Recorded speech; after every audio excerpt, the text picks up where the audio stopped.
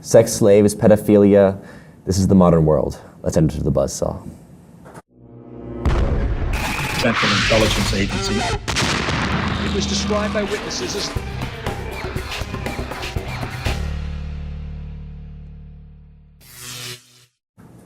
I'm joined today by a couple of guests. Conchita Sarnoff is the author of an upcoming book about, tentatively titled Sex Slaves in America, about the Jeffrey Epstein pedophilia case, which is going to be a fascinating story. She's also the founder and executive director of Alliance to Rescue Victims of Trafficking. Her daughter is joining us as well, Christina Sarnoff, who's also fascinated by this topic of slavery in the modern world, and she's working on her first documentary film that would hopefully expose and highlight how it's playing into our modern economic systems. So thank you guys for joining us. Thank you, Sean. This will be very interesting topics to explore because the pedophilia story is getting out a little bit more, especially in the United Kingdom, where the police are beginning to take more credence of the testimony of witnesses who've alleged against politicians and celebrities. I think this goes back to sort of 2012 when Jimmy Savile and Britain and these other guys were accused of pedophilia.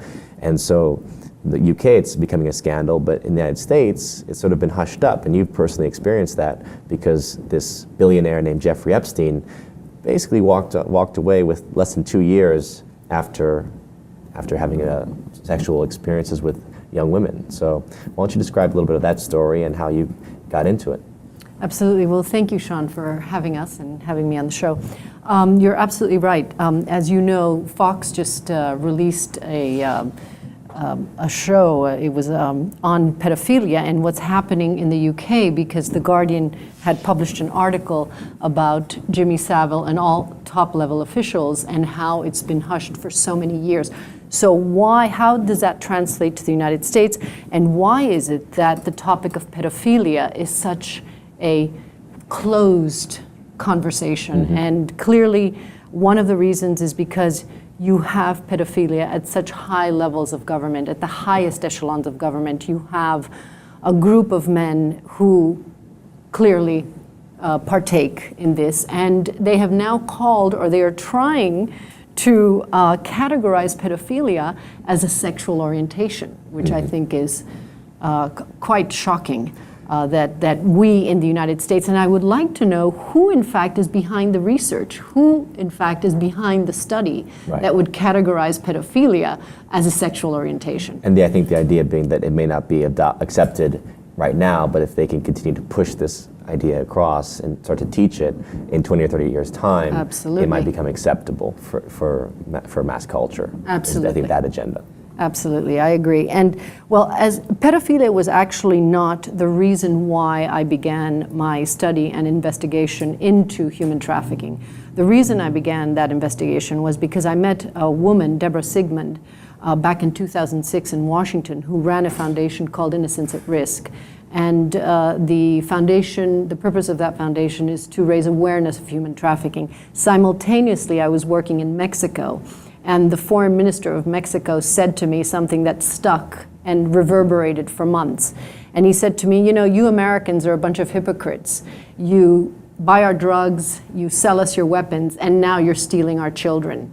And that statement would not leave my mind for so many months. So given that there was this collusion between the Deborah Sigmund's invitation to have me join her board and the statement that the foreign minister made, and the fact that when I started to research human trafficking, it was just beginning to unfold in this country. This is 2006. Mm-hmm. I decided to investigate the issue. And so I went to Mexico. I spent about 1.5 years, almost 2 years.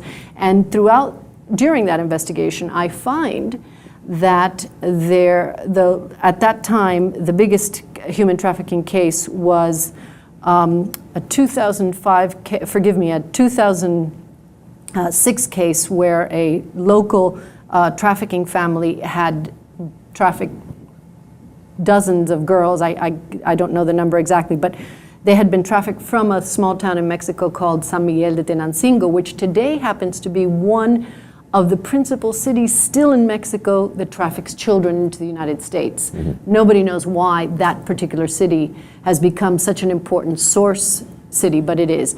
And so I started to investigate there, and I found that this one Mexican girl had been trafficked from San Miguel de Tenancingo to New York to Palm Beach.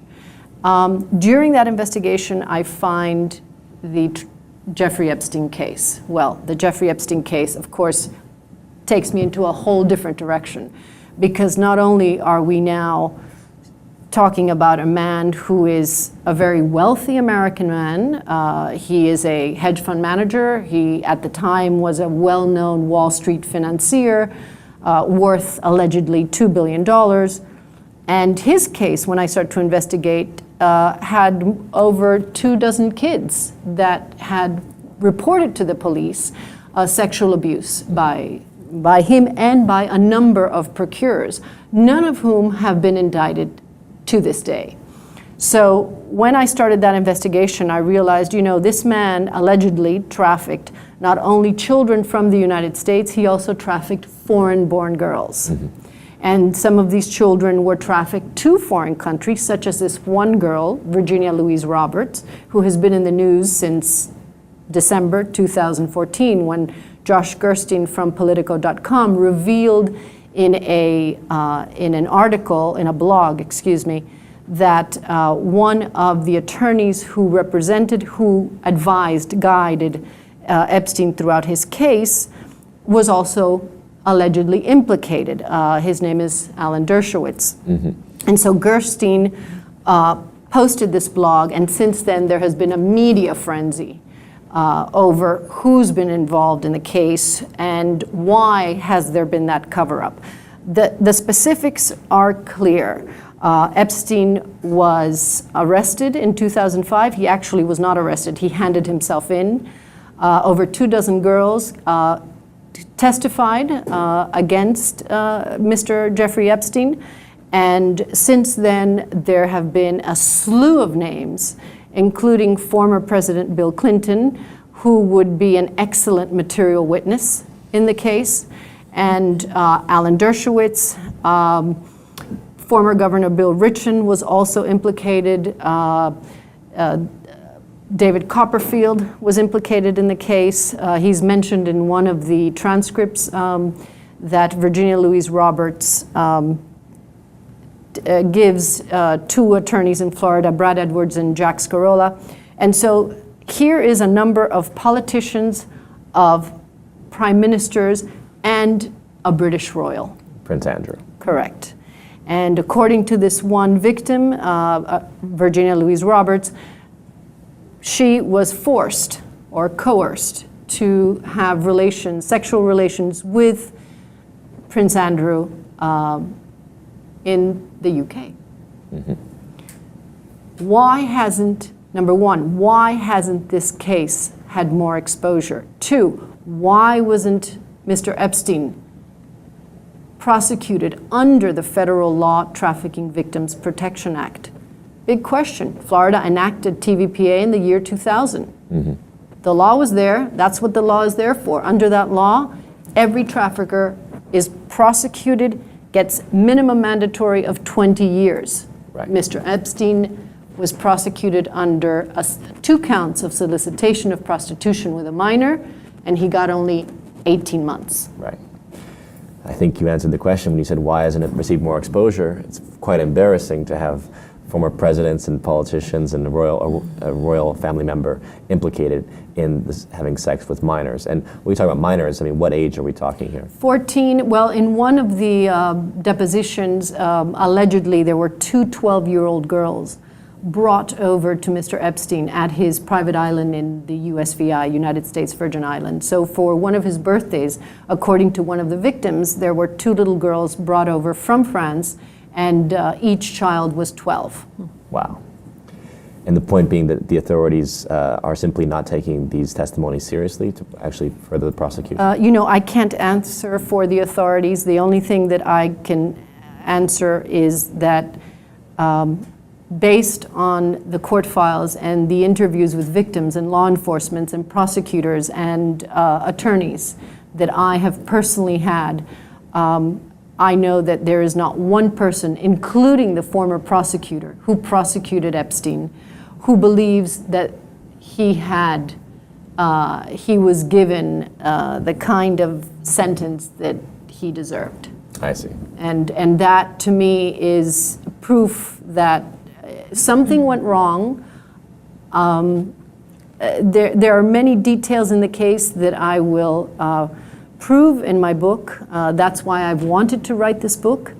Not only because this is such an important story, it is a precedent-setting case in the United States. It climbed its way to the 11th Circuit Court in Atlanta. The victims won that case. It's very complex in terms of the law, but thanks to the perseverance of the attorneys who are representing the victims for no money, mind you, Brad Edwards and a former federal judge, Paul Cassell, this case went all the way up to the Supreme Court. And the Supreme Court then ruled in favor of they did not hear the case, of course, and so the 11th Circuit Court's decision stood, which means that the victims, the two victims, Jane Doe 1 and Jane Doe 2, under the Children's Victims' Rights Act, have now the permission to see all the documents that were sealed that were communicated between Epstein's attorneys, and the Department of Justice back in 2007, when the Department of Justice issued Epstein a non-prosecution agreement. That is unusual, to say the least. This is a trafficking case. Clearly, it's a trafficking case. And in a trafficking case, I don't know how many sex traffickers, registered sex offenders such as Epstein. He's a level 3 registered sex offender, which is the highest category of a sexual offense that one can commit. He is not monitored. He was not monitored, according to several attorneys. He also violated 11 parole. He committed 11 parole violations. No repercussions there as well. He never took the state psychological exam, something that is usually mandatory of pedophiles and criminals who commit sex crimes against children. So there were many peculiarities about this case that struck me as curious and made me realize that, this book, this case, should not really be about Epstein. It should be about the girls. It should be about the victims. It should be about the children. Who's protecting the children? And why aren't the children being protected? Right. And I want to talk about the book in a moment, but first, speaking of this issue of trafficking and obviously the victims, Christina, you're obviously very passionate and interested by this question of slavery in the modern world, which, as we know, now encompasses more slaves than ever in history. Right? So describe a little bit about what is your emphasis when it comes to this question of slavery and how people should become aware of it. Well, first of all, thank you for having us, and thanks to my mother, who's actually gotten me involved in this topic, whether I liked it or not. Slaves in the modern world are such a big issue that nobody knows about. There's approximately 30 million slaves today, and whether overseas or sex trafficked slaves in the country, our dollar is enabling slavery. A lot of us think that slavery was abolished in the 19th century, and we live this lie. So as I've begun my research into the world of modern day slavery, I've realized that it's in everything. It's in the chocolate we eat, it's in the shrimp we're served, it's in our appliances, our smartphones, our laptops, our garment, clothes. We still live in a world of slavery, and there's just so much ignorance. That ignorance is actually, for me, it's mental slavery. And right now what I'm doing is I've started researching and listening to my mom and finding out what's going on. And I've decided to dive deep into the truth of what modern day slavery is and shoot a documentary on the underbelly of modern day slavery. Are you also going to look at the trafficking aspect, or simply the notion of, basically as we've heard in news reports over the years, workers who basically are being paid less than $1 a day type of wages, or even conditions that are even more vile than that? Yeah, I'm gonna look into that. I'm really focusing on child slavery, trafficking. Human trafficking is really a new word for modern day slavery. Trafficking at all levels. Slavery is divided into so many different industries. sex slavery, agriculture, garment, mining, the fishing, construction, everything. So what I'm going to do is I'm going to look deep into each one of these industries and see how they're intertwined and how much trafficking is involved in them, because there's a lot. For example, what's going on in Qatar for 2022, and all the men that have been taken from Bangladesh to build the infrastructure of Qatar. This is huge, and this is slavery, and they're being promised to be paid, but they're not paid. All their identity is taken away, and then you have these men working for free who have been coerced into slavery. And so there's also different divisions of slavery, such as bondage slavery, descent slavery. We still very much live in a world where slaves are accepted, even as we turn the blind eye. It's very much part of our everyday. Well, apparently, because as you said, if people were told that their smartphone was, there was slavery involved in creating their smartphone or creating their shoes or whatnot, they probably would not understand that concept. So why don't you just explain at what level this is occurring? For example, certain companies like Apple or Nike, or how where is it occurring as far as the slavery? Is it occurring at the corporate level, or is it even more entrenched? So there's a divide in the supply chain, and the documentary is going to uncover at what level it's really occurring. The documentary, The Good, the Bad, and the Drummer. I don't want to point a finger at Apple or IBM or chocolate from Belgium or anything like that. But for example, in the Ivory Coast, 72% of the chocolate, of the cacao, comes from the cacao plantations in the Ivory Coast. The chocolate is wholesaled in the Ivory Coast from companies like Swiss Chocolate or, I don't know, Nestle, thank you. And what happens is those plantations bring in children from places like Mali. And parents are actually handing over their children, thinking that they're going to get paid and bring home some money. And then handlers traffic these children onto the plantations. And then they cut cacao for the rest of their lives or until they die on the plantation. And then that cacao is sold to manufacturers, that cacao is sold to producers. And then filtered into the US. So the happy kid eating your Nestle chocolate here most likely is coming from the unhappy kid who has been trafficked into slavery in the Ivory Coast. I'm not pointing out Nestle. It's just... Right. It's an example of a corporation that's turning a blind eye in order to make profit, maximize profit. Right. And we don't know which ones. Mattel in China, Barbie in China. We don't know right now. So the documentary is going to uncover where is the divide, who's turning the blind eye, and how are we enabling it, and who's the underdog? Is the underdog the politician? Is the underdog the consumer? And how are we allowing this to continue in 2015? Exactly. Well, it seems to me that ultimately we're talking about the same financial structure that an Epstein as a predator can profit from, right? Whether it's economically as becoming a billionaire as a hedge fund manager, right, who's able to exploit situations and conditions for his own wealth and that of his certain friends and investors. And at the other level, we're talking about him as a predator who can sexually exploit young girls because he's above the law. And really, we're talking about a system that's almost sociopathic as far as the nature of power and greed is concerned, where it's only about the bottom line, about how much you can maximize your profit, and you can disregard human life and the value, right, of any human being in this system of power. So in terms of the Epstein story, I think it's quite interesting. As you mentioned, the media has suppressed the other individual, the relationship of Epstein with other individuals involved. Now, Epstein is a known pedophile, right? He's gone to jail for it, even though it's a very short period of time. But obviously the people around him have remained in the shadows and sort of outside of the scrutiny of media. But your own book, which is supposed to really just investigate this Epstein story, has also been censored because you've wanted to publish this for a few years now. Absolutely. So what kind of censorship and what kind of suppression have you faced? Well, as I might have mentioned earlier, I had a book deal with Random House Mexico that was signed in 2010, and the book was supposed to be published in 2011. And it kept on being pushed further and pushed further. And at the time in 2010, I had an agent, Andrew Stewart, from the Andrew Stewart Agency in New York City. And according to him, he submitted the the outline of my book to 15 U.S. publishers, all of whom refused to publish the book based on two reasons. Number one, fear of libel.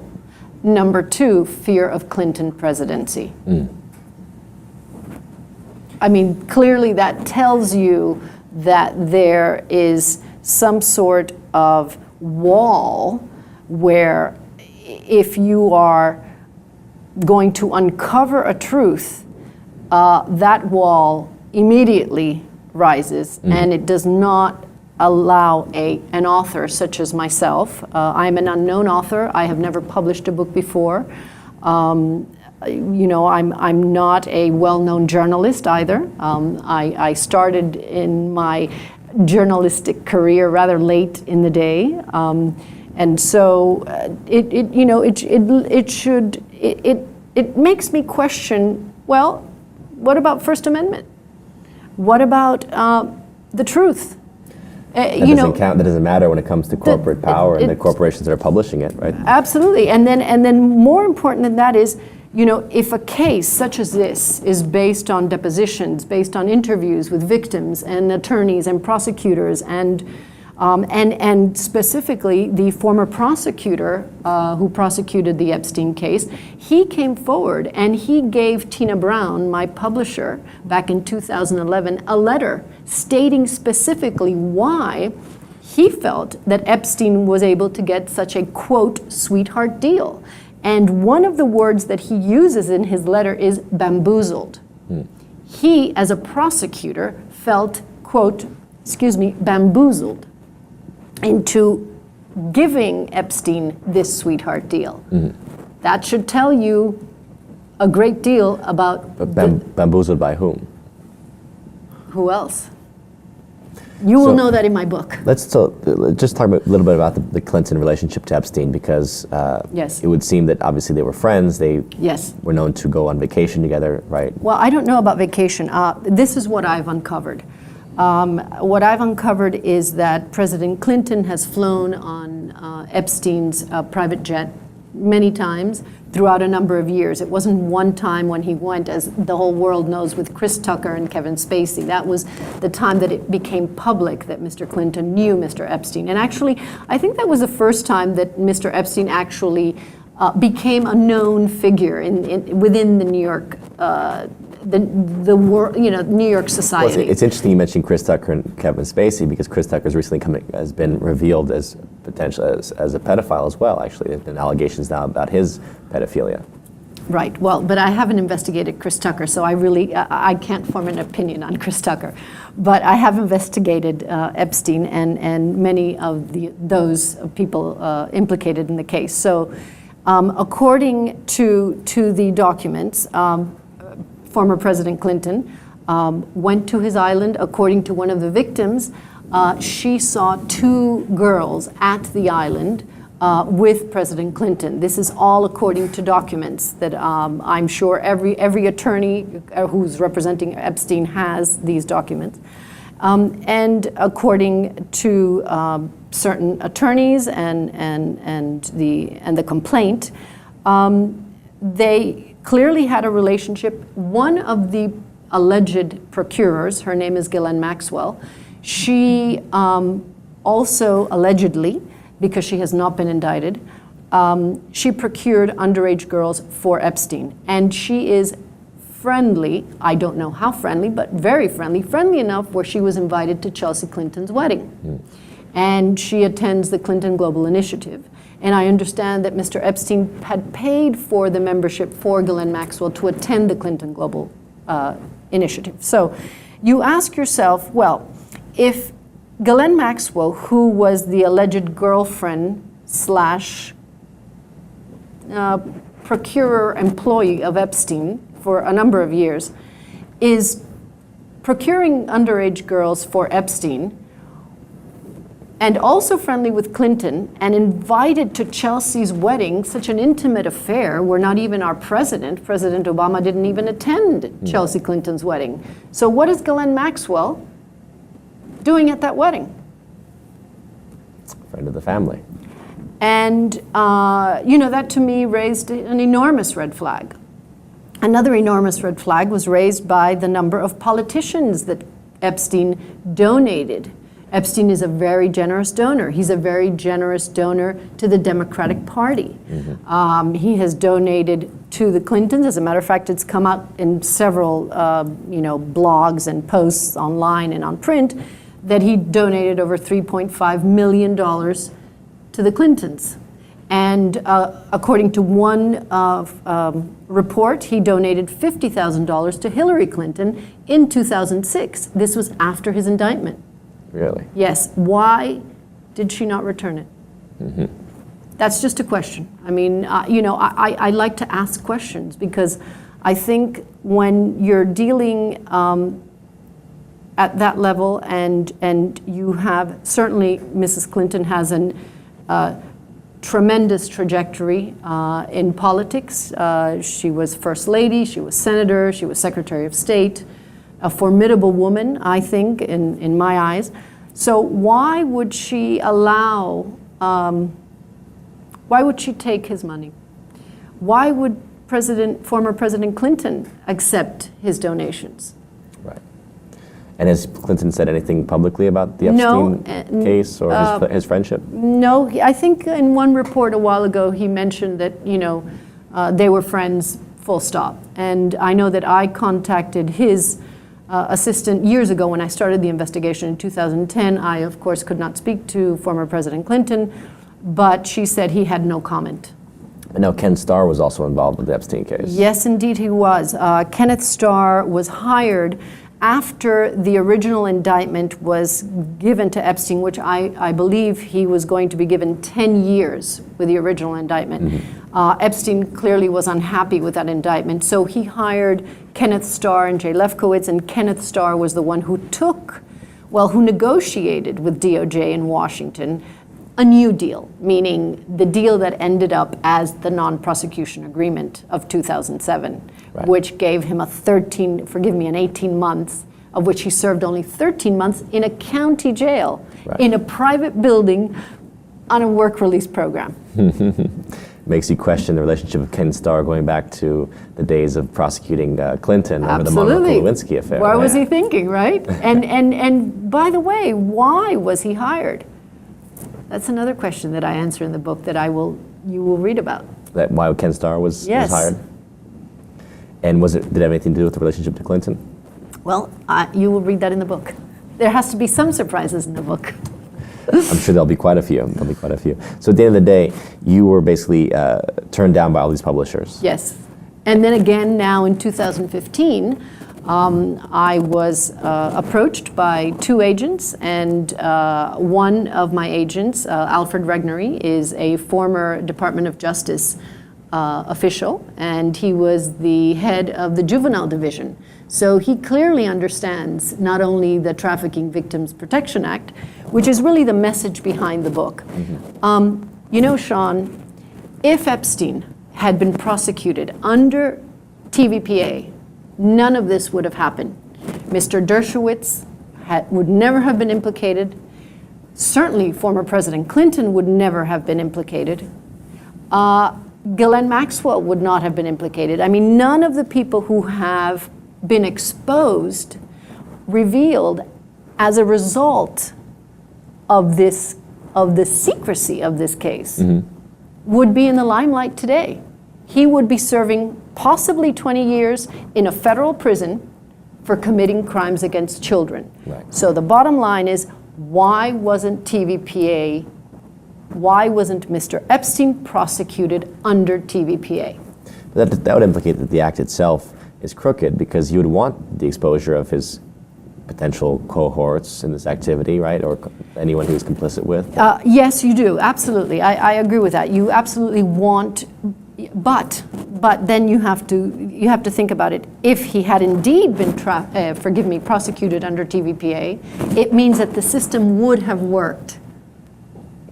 So it's a double-edged sword. Exactly. I mean, those friends would still be his friends. I'm not saying that, they were not in some way allegedly involved or implicated in the case. However, they would have allowed the system to work the way it should work. Right, exactly. So, And Point girls being- would be safe today. Right, but the real question then becomes, how do we, as Americans, that's one thing to understand that this is going on at very high levels. Yes. And I think that alone is revolting, the fact that these people feel like they're above the law, that they don't have to answer to the same laws that everyone else does, but more importantly, that perhaps there's a pathology to it, that there is sort of a notion of political power that's staked in the idea that they have such power and wealth and influence that they can take advantage of young women or men, either way, right? But what can people, as Americans or just ordinary people everywhere, do to prevent and stop this sexual trafficking, this pedophilia, this overall disease of our society? Sean, sadly, I tend to believe the former foreign minister of Mexico. Mexico is a source country. Latin America is a source country. Russia is a source country. Eastern Europe is a source country. But the demand is here. So why is the demand in the United States? We need to really think about, as a society, as a community leaders, our government representatives, we need to somehow instill and install some sort of checks and balances somewhere along the line in the educational chain that would prevent young boys from turning into pedophiles. I mean, I'm not a psychologist. I've not studied medicine, so I can't tell you exactly what and how, but I can tell you that pedophilia is an enormous issue in this country, that trafficking is an enormous problem in this country, child sex trafficking, and that we, as Americans, must find a way, and of course, in order to solve the problem, we need to bring it down to size. So we need to start small and then work our way up. So if we can control it at the community level, it's easier to control at the city level, and it's easier to control at the state level. And I think we really need to figure out a way to do that, because it's growing, it's not diminishing. So you would argue, looking at the psychological manifestation, how the pathology begins. Yes. Where does it begin? What is this sort of white male addictive society that gets off on, the abuse and the power over these young, these basically, the more pure, the more innocent, the more pleasure that they get out of it, right? That's the mentality that has to be checked. And I think, Christina, you'd be looking more at the economic aspect of, as your mom asked, why is it that we're the purchasers, we have the dollar, as you mentioned before, we have the power of the dollar. We're able to purchase these women at very cut rate deals, right, for a human person to be bought. So what would you say as far as the economic system of how people, I think you mentioned before, people can become more aware of which corporations are turning a blind eye to slavery in the process? What else can people do basically to sort of check this economic system that is feeding this human trafficking? First of all, I think starting at home, like my mom said, going smaller and starting in community, I think it actually starts at home. The way parents are teaching their kids, for example, parents teaching their young boys that it's okay to watch porn, I don't think it's so okay. So I think first education has to start at home, and the understanding of the mind that a servant is okay, the way you treat maybe your housekeepers or the waiters, it's in the details. It's in the details of how you raise children, which are our next generation, and how their train of thought is going to be. So, of course, something needs to be done at large, like perhaps a logo that's pushed on all American brands so that we can easily, without having to do our own research, because sometimes people get lazy, we see, oh, this chocolate doesn't have a slave-free logo, but this chocolate does. Fair trade does something along those lines. Let me pay an extra $1 and buy that chocolate. But besides what can be done at large, really it's centering in at home. Because you create this little child, and this child believes porn is okay. I can grow up and play with young women or do this with guys because it's cool, and then it starts to create all of these like demons in her mind. Or, oh, I can get rich, powerful, and famous, and it doesn't matter what I do because my dollar will get me out of it. So therein lies the mind of, servants are okay. And we're all people, we are all here to serve, and the way we serve is very different. But to have a servant, a slave, is not okay. Well, speaking of porn, there's an interesting documentary out called Hot Girls Wanted, and it talks about the economics of a lot of these young women who turn 18, and they said, look, it's my opportunity to get out of a podunk town in America, and there's obviously no pedophilia involved. They're 18, they're legal, but they're coming from very poor economic situations, and they see, $1,000 for a porn video as a tremendous opportunity economically that beats working at Walmart or Starbucks or somewhere in the service industry. So again, it goes back to this problem that we have, which is feeding a power structure that ultimately only seems to be serving Epstein types on Wall Street, right? Who are preying upon us economically, putting us into debt slavery, putting others into physical slavery. Yeah. So it's very much a system that is corrupt, and unfortunately is not going to solve itself. It's going to take more awareness, more action. People like yourself and others who are who are ready to and willing to wake up and address the issue and call it out where you see it. So going forth, Conchita, you'll be putting your book out independently? Yes, I will. As of today, I plan to self-publish, and it should be out by 2016. That'll be it'll be a trip to read. I really hope that, I hope so. I wish you luck with that. Thank you. So that we can all get more of those insights. Thank you. And you'll be doing this documentary. The good, the bad, and the drummer. Well, I'm excited to see what you guys come up with, because obviously you have a lot to share. Thank you. And obviously this is just the beginning. I think much more to discuss. Absolutely. Yes. Absolutely. Thank you so much. Thank you. Absolutely. Thank you for coming on. Thank you for having us. Well, there you have it, folks. A fascinating insight into the world of human slavery, sex trafficking, pedophilia. It is part of our modern world. We cannot ignore it. And thankfully, we have the access to information to start to address it and realistically bring those who are criminal and believe that they are above the law because of their political or socioeconomic situation. They believe they may be above the law, but thanks to modern reporting, citizen journalism, and just our own sense of conscience, we can call them to account. This is Sean Stone signing off.